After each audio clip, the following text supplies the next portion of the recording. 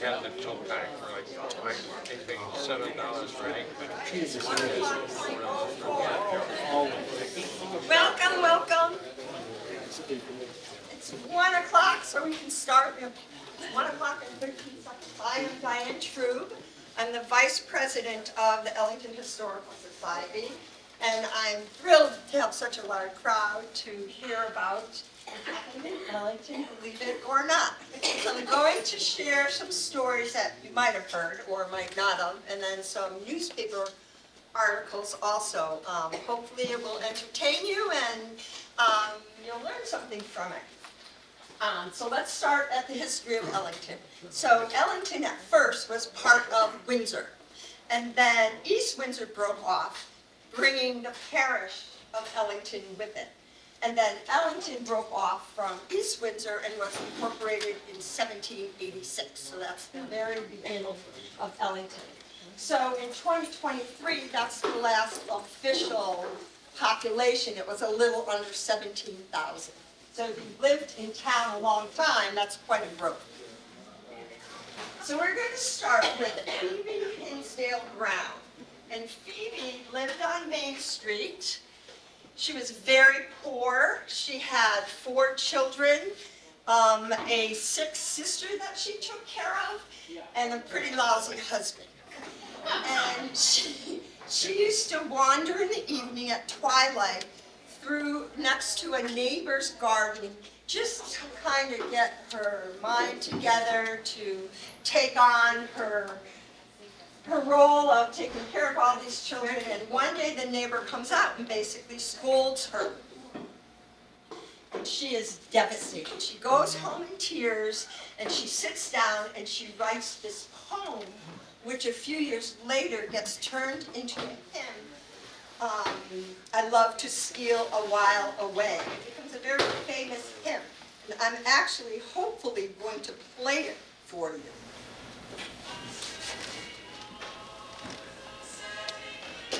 I'll just play part of it.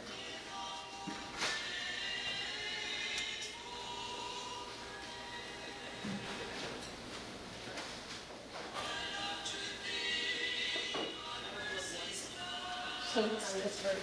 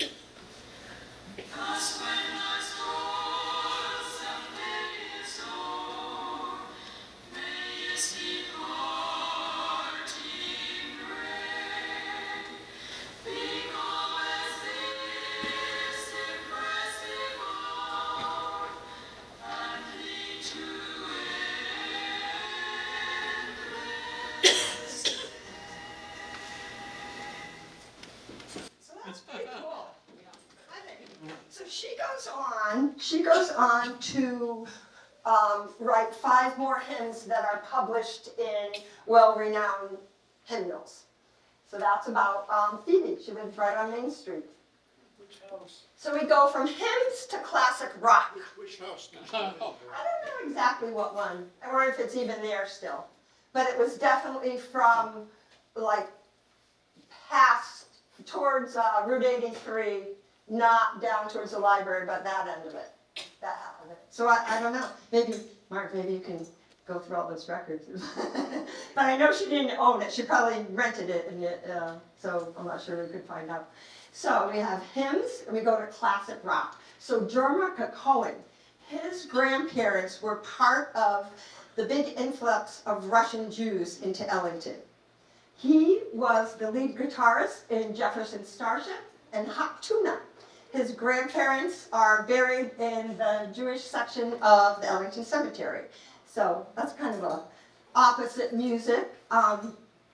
So that brings us to this, we have this prolific Jewish farming community in Ellington.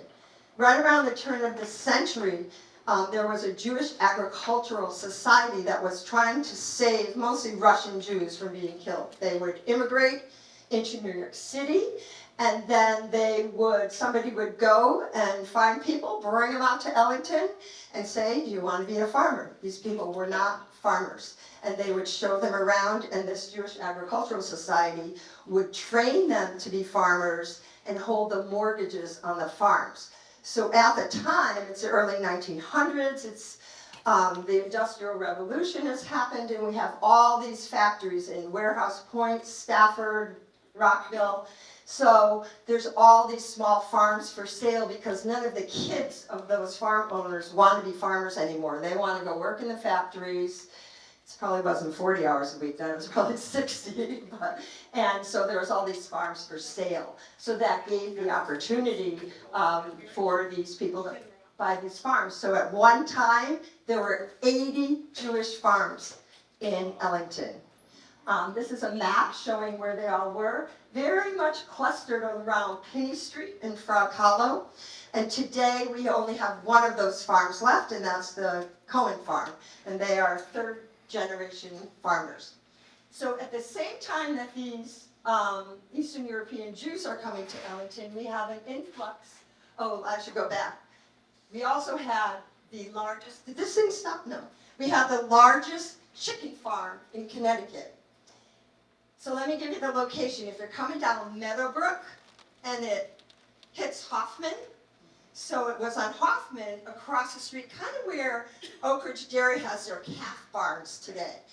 It was owned by two Jewish farmers, Rachel and Cantor. They were brother-in-laws, and it had 25,000 chickens in it. It was the largest chicken farm in Connecticut, which we could use today with the price of eggs. We have to bring it back. So then at the same exact time, these Russian Jews are coming to Ellington. We have an influx of Swiss German. They come right around the same time. And they tended to be located kind of down Route 83. And at one time, it was said that Ellington had the milkiest mile in the country. From the border of the Vernon Town line to the Somers Town line, there were over 40 small dairy farms.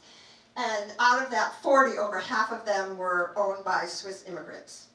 Today, one farm left from those immigrants, and that's Oak Ridge Dairy, which also happens to be the largest dairy farm in New England, and it is operated by the 5th generation of these immigrants. The Cohen farm is the 3rd generation, so the Swiss must have had their babies younger than the Cohens, because they both came right around the same time. So, we had 2 renowned schools in Ellington, very famous, nationally recognized school. The Ellington School and the Hall Family School for boys. This is where they were located. The Ellington School on Frog Hollow, go past the library, it intersects Penny and Tomoka. The first house on the left, a big beautiful white farmhouse, that was a house of John Hall. It's a house of Bruce and Karen Cloder today. So he started the school in his house, but then he built a big school across the street. It's just a field now. The Edward Hall, or the Hall Family School for boys, right on Main Street, a few down from the library, and that building is still there today. It's an apartment house. So about these schools. This is the John Hall house today. Looks just like that, beautiful home. And let's talk about the Ellington School first. So John Hall, the reason he started a school was because he had 11 kids and he wanted to educate them. Lots of kids. So he starts it in his house. And then in 1829, he puts an ad in the paper that says, I want to build a school, give me your proposals. This is what I want in this school. I want it to be 3 stories in the middle with a cupola with 2 extensions on each side. Those can be 2 stories high. I want the bottom of it, I want a full cellar, and that has to be made of brick or stone. and the rest can be made with brick or stone or wood. Give me your proposals. But you have to have it finished by October 1st, 1930. So it's not a whole lot of time from January 29 to October to build this large school. It gets done, basically, and he starts having students. At first, it was an all-boys school, and it was boarding. Eventually, over the years, it was co-ed, and it held up to 100 students before it burned down. Everything burned down in those days. So it's now 1834, and John Hall needs a teacher, and he gets a recommendation to hire Alphonso Taft. Alphonso just graduated from Yale, and he lived in Townsend, Vermont. So from the time he graduated till, which probably is, I'm just guessing, I don't know what it was then, but say it's May until October, he went home to Vermont, and he worked, and he saved a little bit of money. He did not want to spend this money traveling to Ellington, so he walked. He walked the 80 miles. So this is from a book written about the life of Alphonso. It was only about 80 miles, and the roads were good, the scenery fine, and the trip would be pleasant. Alphonso made the journey on foot. Ellington was a quaint village. He was well impressed on reaching the place. The high school, which they called it at Ellington School at the time, an academy, and Judge John Hall's house were spacious and well-appearing buildings. He found Judge Hall a typical New England schoolmaster of the day. He was competent, positive, and punctual, and expected the same of all those around him. This is a painting. It can be found in the library. This is John Hall's house with the school across the street. So, Alphonso Taft's son became president. Okay, he's the father of William Howard Taft. But Alphonso was famous in his own right. So he teaches at the Ellington School for 2 years and goes back to Yale and gets his law degree. And he becomes Secretary of War. He was a U.S. Attorney General. He was a minister to Austria-Hungary and to Imperial Russia. So the guy is famous in his own rights. And in his youth taught in Ellington. So he had 2 famous people in his classroom in 1834. One was Francis Hall, who was a son of John Hall, one of those 11 kids, and Donald Mitchell. They were his students during Taft's time at the school. What were they famous for? So Donald Mitchell was famous for writing a book, Reveries of a Bachelor. This was an instant bestseller. Emily Dickinson described it as one of her famous. Oliver Wendell Holmes said he was a pleasant, can't say it, of American writers. And this is a book. So he wrote this book in, what did we say, 1850. It was republished 12 different times, and you can still buy it on Amazon today. And so it must have been a pretty good book if I can still buy it for $7 on Amazon. So Mitchell was this young boy. He obviously had to come from probably a wealthy family because he was a boarding student there. And he basically was torn away from his mother at the age of 10 and sent to this boarding school for 7 years. I'm going to read you a section of the book that describes his days a little bit in the Ellington School. So, the school was in a tall, stately building with a high cupola on top where I thought I would like to go up. The schoolmaster, they told me at home, was kind.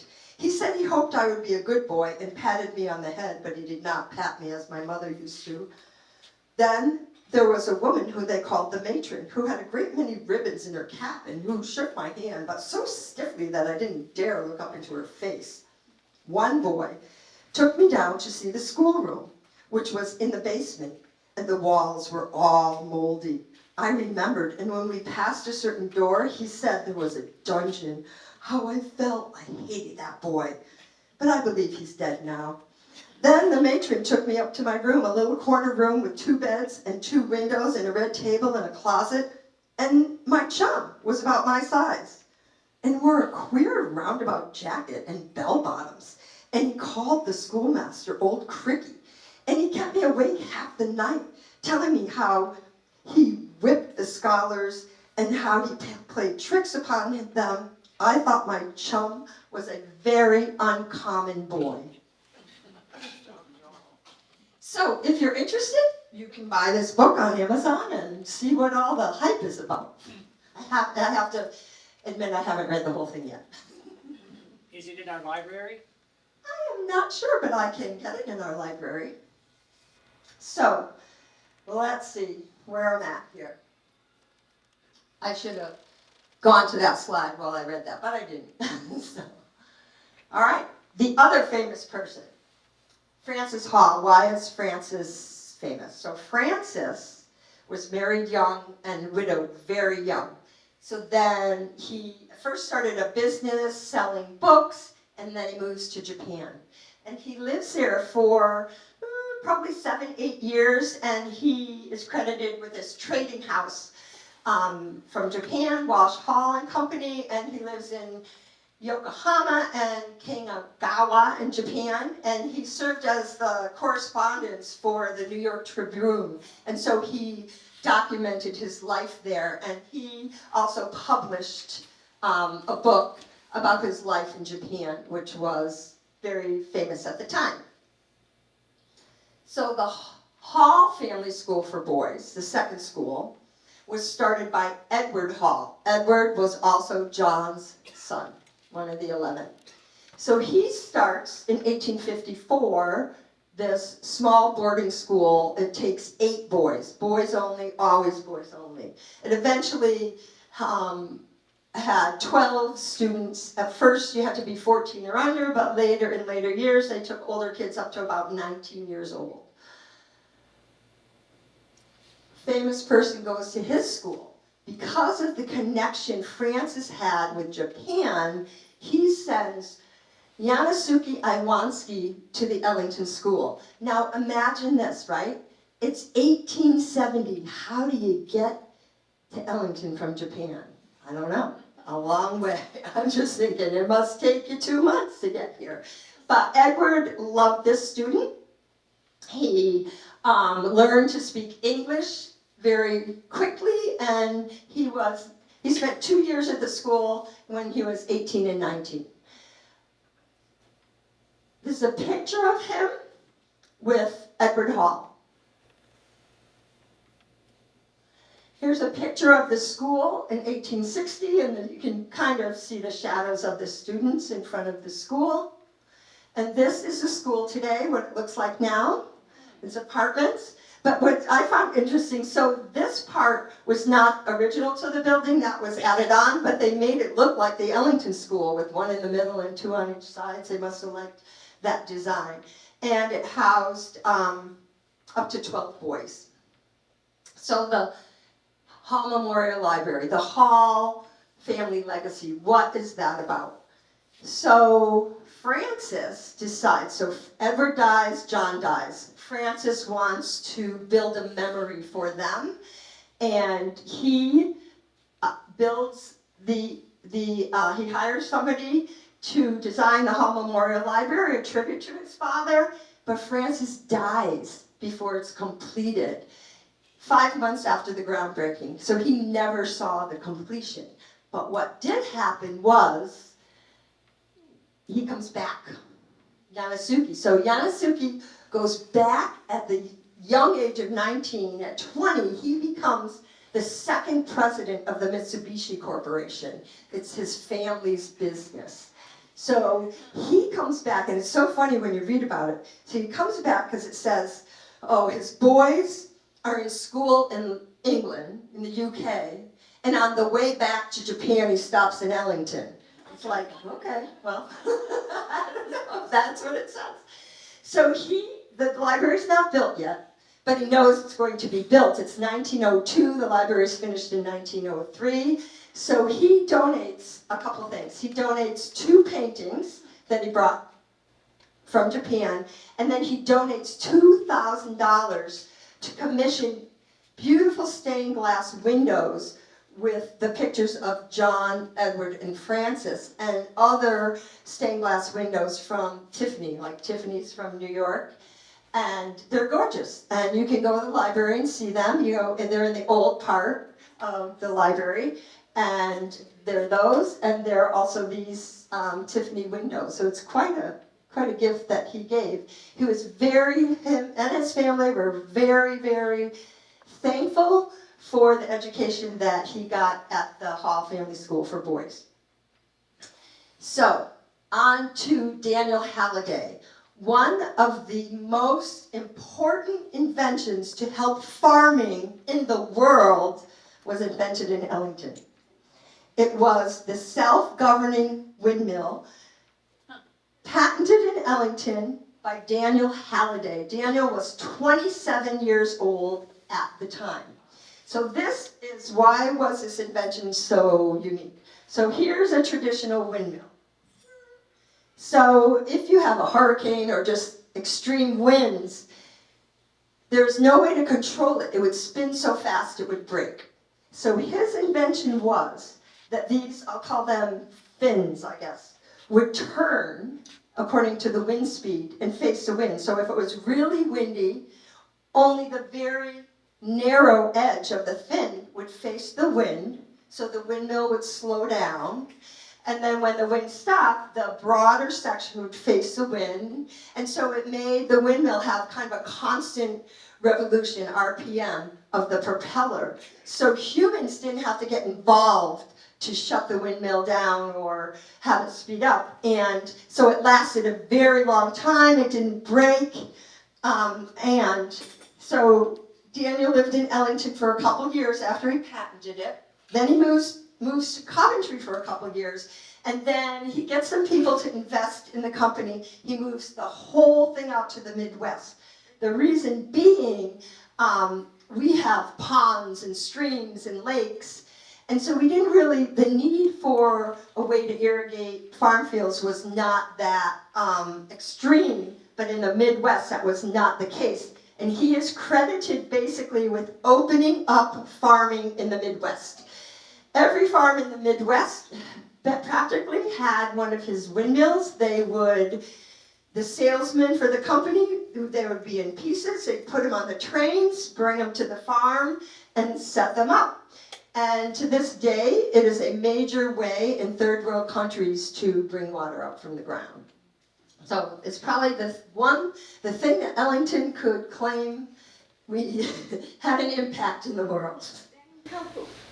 What's the dates mean, Diane? Let me go back. Up there underneath his name. I think that should be 1826. Oh yeah, sure should be. Typo, good eyes. Typo. Yeah. That's his That's supposed to be his birthday. So I'm going to say I didn't make this slide. Somebody else did.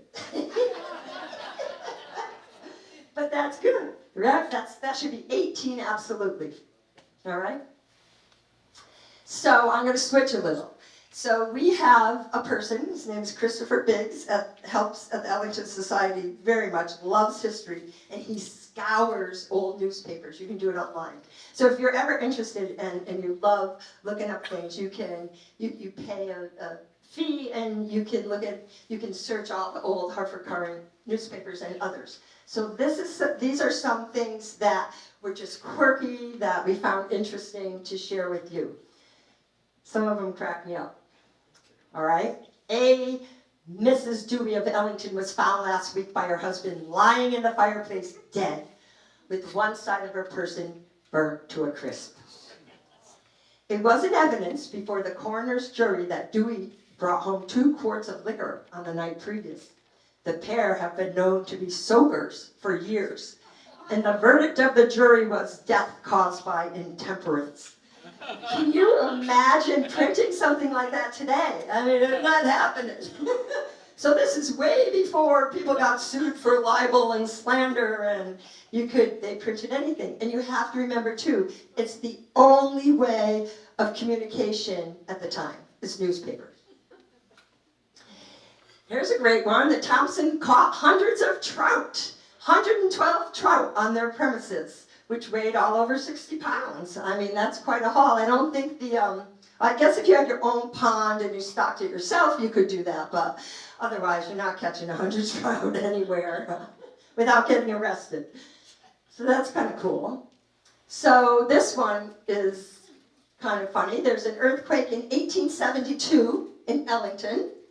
At the exact same time, there's an earthquake in Hungary, Austria, Germany. Same time, all right? So this was their conclusion. All of which shows there must have been some mysterious underground communication between Ellington and Germany. That's great. I like that one. All right, this one. So going back to the only communication is newspapers. So this man puts an ad in the newspaper and says, my son and his friend took off last night. They just disappeared in the middle of the night. He's trying to find them. The next day, in the newspaper, he reads this. 2 boys, one named Costello, were advertised by their father of one who lives in Windermere, Ellington, in yesterday's cart. They having left home abruptly. He will find them in the Hartford jail where they are confined for stealing a hand sled in Bristol. So he finds out his son's in jail through the newspaper. 1865. This one's a little bit interesting. So a peat bed is burning in Ellington, and I'm kind of making this up, but it might be true of why we have a peat bed in Ellington. I'm thinking maybe the peat covered the ice in an ice house, because they used to cut the ice from the ponds, and then they would cover them, and that ice would last all summer to the next ice. So I don't know why they had a peat bed in town, but that's kind of my theory. So it's been burning for several days. The smoke issuing from these fires is very dense and greatly annoys people living in the vicinity of them. Some of the farmers in Ellington are sorely troubled because the soot settles upon buttermilk and everything else in their houses, unless they use every precaution. So I don't know whatever happened to the peat fire. This is very interesting. Kind of sad, but interesting also. So this man Clark goes hunting with his 2 sons. Comes home, sits down in the kitchen to have dinner. One of the sons comes in and he places a gun down, and then he goes to shut the door and the gun goes off. The gun shoots the father, who's sitting at the kitchen table, in the groin. The father doesn't even really notice he's been shot. He scolds his son for being careless, and then he takes 2 forks of his dinner before he falls off the chair and drops dead. All right, now we're going to meet Lady Carlotta, the aeronaut. No, her real name's Mary Myers. I'm not sure why they called her Lady Carlotta. But she was the first female to pilot a hot air balloon solo in North America. This is a picture of her balloon farm, which was in New York. So she takes a trip from Stafford and Lady Ann's in Ellington Center. And so you gotta imagine this, all right? So 1883, she tried to do it the year before, but a gust of wind came and blew her out of sight from the earth. Bravely, she tries it again a year later. And this is an actual photo of her in her basket of her hot air balloon. Very brave lady. So you gotta imagine this is 1883 in Ellington Center, and she lands right like where the park is, where the green is. And people, looking up and seeing this woman in a hot air balloon come down. Now, she's the first female, and it had to be quite a thing. And she says, the people of Ellington were all out to witness my landing, and I particularly remarked 2 very nice ladies who were waving their handkerchiefs to me as I sailed down over their heads and landed safely about 4:50 p.m. after a circuitous flight of perhaps 16 miles and about 10 miles from my starting place. So she starts in Stafford and she lands in Ellington. So I don't know if the people maybe they knew she was coming, or I'm not sure if she planned to land in Ellington or how much control she had, but she lands right on Main Street in Ellington, safely. Scandal in Ellington, 1891. This is Lillian Hall. It's not really her, but it's kind of a picture of how she was described. And she is a young woman. She's actually the lecturer for the Ellington Grange, which is quite a prestigious at the time appointment. And she is like 24 years old. She has 2 kids. She's married to a prominent person in the town. She puts an ad in The Housewife, which was a popular print for women, that she is Clementine St. George Ray. She's old, she's destitute, she has a broken leg, she's really in rough shape. And people start sending her, she says what post office, sending her all kinds of things to the Rockville post office. And she goes and collects these items. I mean, she's not a poor lady, she just decided to do this scam. So there was a Rockville businessman goes to Washington, D.C., and someone in Washington, D.C. says, I hear about this poor woman, Clementine St. George. It's really a sad story. What do you know about it? And the guy goes, I know nothing about it. And so he says, I got to investigate this. So he goes back and he checks the ledgers of the post office, and sure enough finds this Lillian Hall had been collecting all this stuff, and she gets arrested for it. So she gets a lawyer, Mr. Bill, he's an attorney, and he pleads for a very light sentence. Her character's been blameless, and she's only 24 years old, and there's a petition that gets signed by 135 people saying, please, please, please just give her a light sentence, and it works. And all that happens to her is that she's fined $300 or $353 gets paid, her husband pays it, and off she lives her life, and she's buried in Ellington Cemetery. So the reason that she was just such a nice girl, we can't punish her for ripping off all these people. Right. So here's another tragedy. It's 1896, and there's 2 men. I'm just going to use their last names, Hunter and Aborn. They're brother-in-laws. Hunter is married to Aborn's sister, and they are both known to not be the greatest, loveliest men, and to have their share of hard cider from time to time. So they get in a fight. And so they live in the Crystal Lake area, and they live very close to each other. They can see each other's houses, and they get in a fight. And basically, Hunter goes home and grabs a shotgun. And he comes out, so he's been known, hard reputation, spending time in debauchery, and they had their fill up with hard cider. So Hunter goes home, gets his double-barrel shotgun, comes out, and Aborn picks up a rock to threaten him, and Hunter shoots a gun into the air. Then Aborn picks up 2 rocks, and he dares Hunter to shoot him. And Hunter says, fire one of those rocks at me and we'll fix you. And he immediately shoots his shotgun and he hits Aborn. Hunter casually goes home. And then he's home and he's thinking about it, going, I better really check, what did I do to that guy? So he comes back and he finds him dead, basically, in the road. So Hunter says, oh, I gotta turn myself in. I killed this guy. And he walks 5 miles to the Tolland Green, where the jail museum is. That was the only place, that's where the sheriff was. Ellington had nothing. So he walks the 5 miles, he goes to the sheriff and says, I shot my brother-in-law. And the sheriff doesn't believe him. He says, you're drunk, get out of here, go home. The sheriff decides, I better really go check that out. The next day, he goes back and he finds Aborn dead in the road. So Hunter gets the same judge, no, not the same judge, the same lawyer as Lillian Hall, Mr. Bill. Same kind of thing.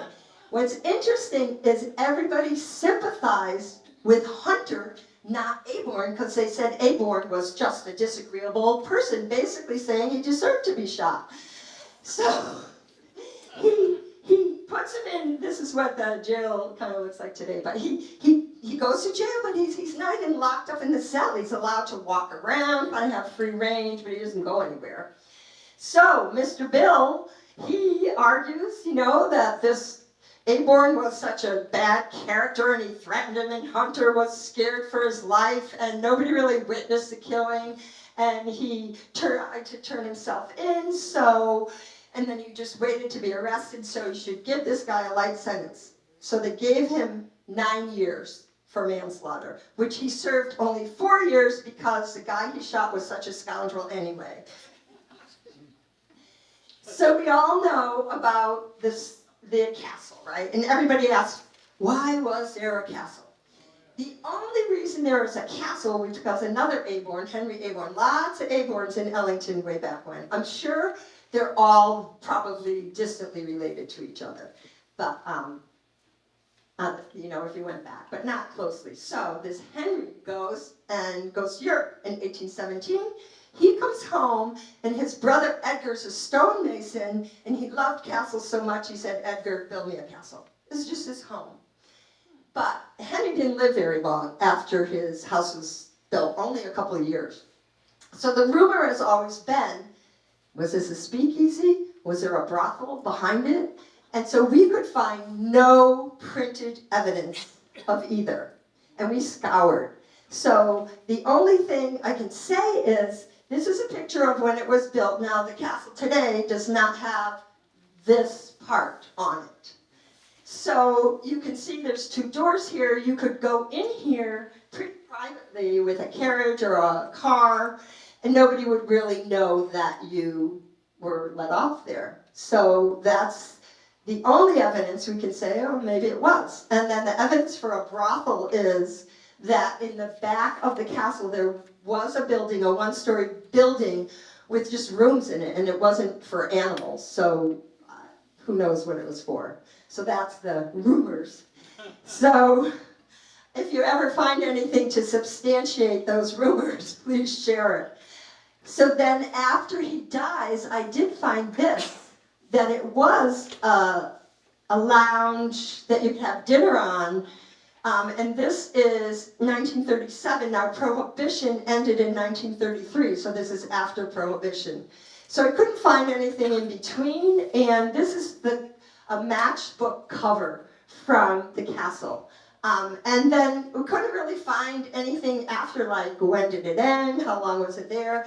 Very limited information. So if anyone wants to be a super sleuth, please share with me. So a couple other things you probably didn't know were in Ellington. We all remember Torza's mini golf and the rocket ship that you could never get the ball in. And there was, Vogel's had a miniature golf course, and that was on Route 83 towards the Summers line. And it was destroyed in the hurricane of 1938. The other thing, there was there was a resort on Route 83, and this was called Cedar Heights in the 1800s, early 1900s, and it was down Route 83 where there's strawberries, the blueberries, the end of Woodside Acres. I think it's Strawberry Lane, I'm not no road. Directly across the street, there is still a sign that says Cedar Heights because the descendants of these people live on that property today. And it looked like it was pretty, they had a lot of things, a dance hall, a swimming pool, there's a brook on that property. I don't know if they dammed that up or not. And also, the only thing we could ever find on it was this flyer that the person that lives in the house shared with us. We could find nothing else searching newspapers, but we had another resort. Now we go to a sad story, a murder. Hopefully the one and only ever murder of an Ellington policeman. So it's 1935. And Walter Gerber has a farm on Route 83, and someone is stealing milk. So he goes to the constable, John DeCarly, what can we do about it? And John says, we'll stake out the barn and see if we can catch the guy. So they do that, and the man comes out and he's holding an empty milk bottle, and DeCarly tries to arrest him, and the man shoots John DeCarli once in the leg and once in the chest. The guy takes off, and John DeCarli dies the next day at Rockville Hospital. And it starts a massive manhunt for this person. So the local people start a posse with their own guns, everything from 22s to 45s, a whole group of people, and they search the local area and they find no sign of this person. His name is John Bay. They know who he is. And I'm not sure why they know that, but they know who it is. So the hunt goes on. Even we had two 84-year-old twins from Summers. They wanted to be part of the posse, but the policeman at the time thanked them and told the boys to keep a sharp watch around their home instead of joining the posse. So the search goes on. So it happened August 30th. Now we're 2 weeks into it. They can't find him. They're saying, did he leave the country? He eludes everything, and now they're thinking that he is in Massachusetts. More time goes by. 3 weeks. Now we're finally, so what happened, some guns got stolen at a museum, and then $6,000 is spent, which is a lot of money at the time, to try to find him. And then through some kind of friends or somebody he gets in contact with, he says, I will give myself up if you promise not to shoot me. But he reneges, and he doesn't give himself up. And he flees again, and finally they capture him September 26th, which is an entire month after he shot John DeCarli. He is found guilty of second-degree manslaughter, and he is given a life sentence in jail, and he dies at the age of 71 of cancer in jail. So he's a young man when he committed this murder, and John DeCarli's name is on the Wall of Honor. Some of you, does anybody here even remember that when you were younger, that story? No? So some people might, 1935, if you were a child at the time. Moving on to the amazing story of the Windermere Mills. So this mill was first called the Lake Mills, and it was 5 stories high. If you know where, it was on Village Street in Ellington. So if you know where the barnyard has its facility where they construct buildings on the bottom of Lower Butcher, to the left, if I'm facing their building, to the left is Village Street. And it was a whole community in its own. It had its own shops, its own blacksmith, its own stores. So they built this 5-story. It was many things over the years, and it burns down only 5 years later. Yeah, everything burned down. They rebuilt it into a 3-story factory. And this factory is many, many things over the years. And it was sold many times. It was leased many times. It was a paper company. Hockenham Mills bought it. It was a school to teach pilots in the armed forces to pilot hot air balloons. It was a lace factory. It was bought eventually by 2 of the Jewish farmers.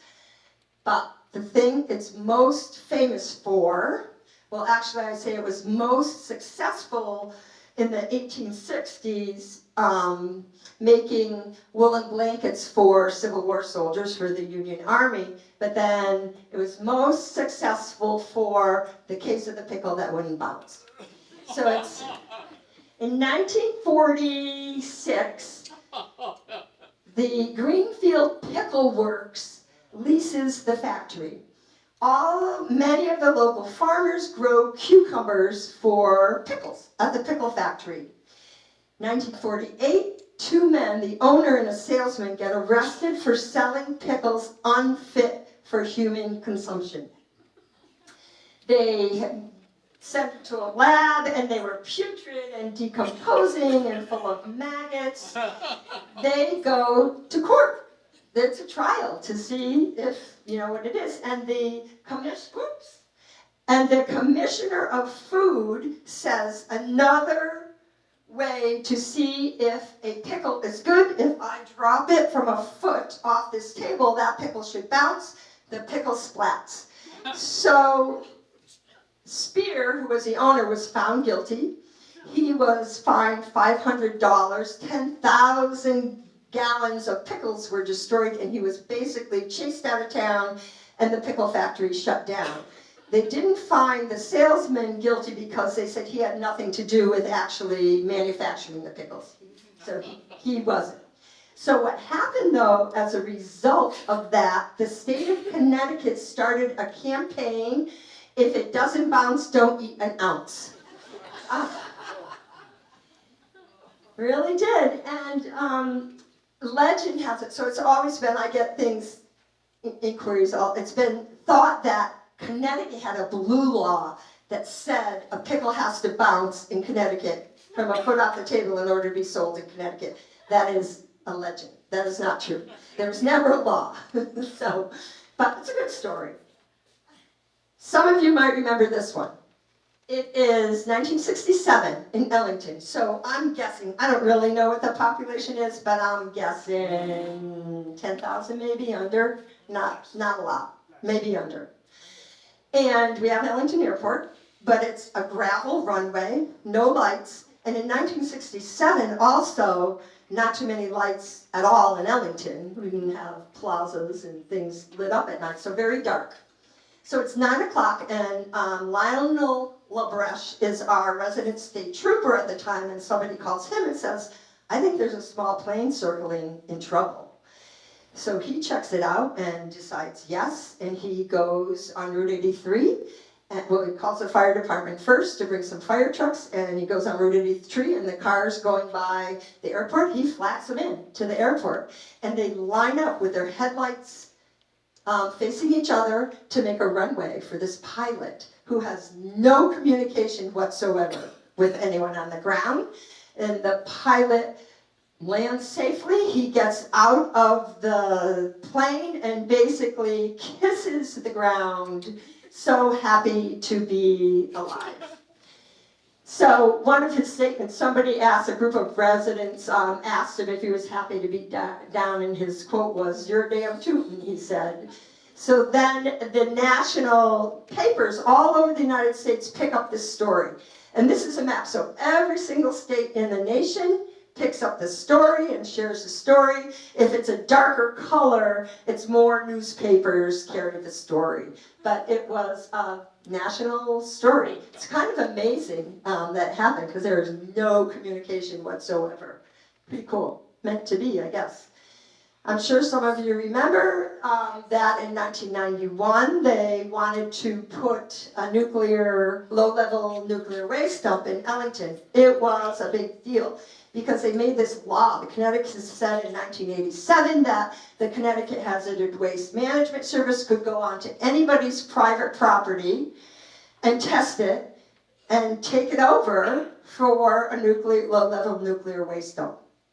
So life changed in Ellington. It was 3 sites in Ellington, 2 on Frog Hollow, and 1 like across from Ellington Ridge Country Club where Eldridge Estates is. It was right next to that neighborhood. So obviously it caused quite a stir, and people fight back. So they also, there were some sites in East Windsor and South Windsor also. People just united to fight this off. And several groups were formed. Jesse Jackson was running for president at the time and shows up in Ellington to show support. I mean, that's pretty big. And what happens is, obviously, the state says this selection process is obviously flawed. And so they stop the siting process and they pass bills that must meet new criteria. And Weicker signs that bill into law. So the whole thing lasted about 1 year. And then in '92, Ellington residents vote to adopt an ordinance declaring the town a nuclear-free zone. And I believe they actually disbanded like the hazardous waste group as it was, because they said they were so flawed in what they did. And to my knowledge, it's never been tried again to put a low-level nuclear waste dump in Connecticut. We're down to the last one. Bigfoot visits Ellington. Woo. So, it's 1982. Valley Farm in Ellington, which was located where Big Y is now.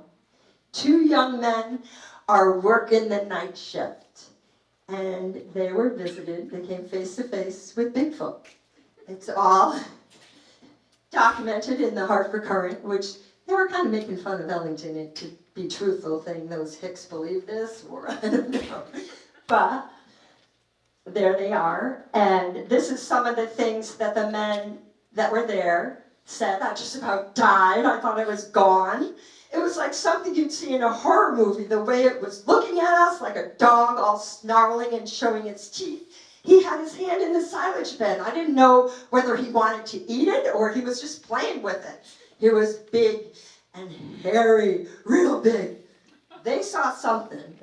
So the person in charge of the person in charge of the investigation was Fred Bird, who is still with us today, an Ellington resident, and he said there is no doubt they saw something, but I don't know what it was somebody playing a joke. And he said, I'll tell you one thing, to play a practical joke like that around a farm and you're liable to wind up dead. People out in the country have guns and they don't like to see their animals spooked. So I actually spoke to one of the owners of Valley Farms, and he said they believe it was a practical joke. These guys really did something. And the person they suspect is alive today, but I can't tell because he's alive today. They suspect of pulling this, but they have a suspect in mind. Don't tell, Kay. This is interesting. So in October, the Ellington Historical Society had an Oktoberfest, and Bigfoot came back. So he revisited kids trying to scare them or not at our October little get-together for kids. So it's kind of interesting. So we are continuing to tell stories, and maybe you can help me with some things. So every year we do a new exhibit at the Historical Society, and this year's exhibit is Field of Dreams, History of Sports in Ellington. And it will open on the Earth Day celebration in April.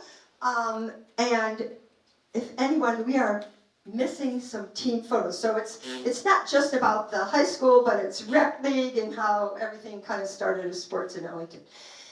If anybody was on these teams or had children on these teams, we need team photos. So in the yearbooks, everything gets printed before the sports spring events. So we're missing some things. We're looking for softball teams, 77, 79, 81, 84. Boys basketball, 63. Boys golf, 97, 2004. Boys outdoor track, 93, 96. And girls outdoor track, 2004. If anybody has neighbors or kids or grandkids or anyone that might have been on those teams and has a picture of that team, we would love that you shared it with us. And if you would like to join the Ellington Historical Society, we'd love to have you. It's not very expensive, and the membership dues are just the main source of funding the maintenance of the building and exhibits, and you don't have to volunteer hours. We will just take your money and say thank you. And there's some pamphlets up here. If you would like to give us your email, we will send you our newsletters and occasional emails. They don't ever happen really more than once a month. And we always take donations to keep the Nellie McKnight property up and running and being able to offer free events. So thank you very much. Does anybody have any questions? No questions. I covered it. Did you learn anything you never knew before, or did you know it all already? learned this much. You learned that, yes, sir. You live in Ellington? I live in Ellington, I do, I've lived here my whole life. How long is that? How long is that? How old I am? 68. Okay, so you've got personal history. I got personal history. Not much, if I remember it. Thanks, everybody, for coming.